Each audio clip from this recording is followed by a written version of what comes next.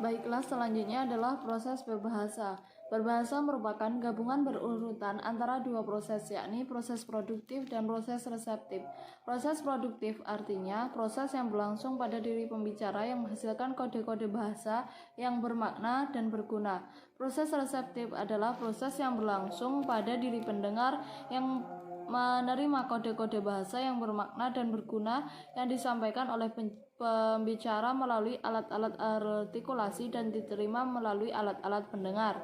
Proses produksi disebut encode, sedangkan proses penerimaan, perekaman, pemahaman disebut decode. Proses rancangan berbahasa produktif dapat dibagi menjadi tiga, yaitu proses semantik, proses gramatikal, kemudian proses fonologi. Proses semantik adalah proses penyusunan ide, gagasan, atau konsep. Sedangkan proses encode gramatikal yaitu penyusunan konsep atau kode dalam bentuk satuan gramatikal.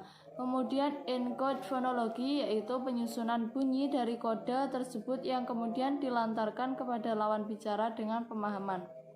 Proses rancangan bahasa dimulai dengan encode semantik, yakni proses penyusunan konsep, ide atau pengertian. Kemudian dilanjutkan dengan proses decode gramatikal, yakni pemahaman bunyi itu sebagai satuan gramatikal. Selanjutnya diteruskan encode fonologi, yaitu penyusunan unsur bunyi dari kode itu.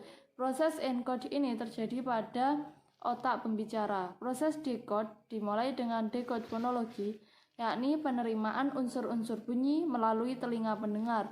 Kemudian dilanjutkan dengan encode gramatikal, yakni pemahaman bunyi itu sebagai satuan gramatikal.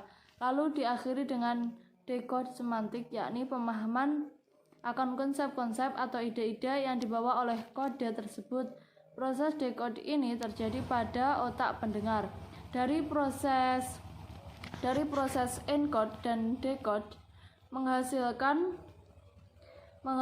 proses transmisi. Proses transmisi adalah proses pemindahan atau pengiriman kode-kode yang terdiri atas ujaran manusia yang disebut bahasa. Proses ini terjadi antara mulut pembicara sampai ke telinga pendengar. Proses encode dan decode ini terangkum dalam proses komunikasi. Sekian dari kami. Wa akhiran, wassalamualaikum warahmatullahi wabarakatuh.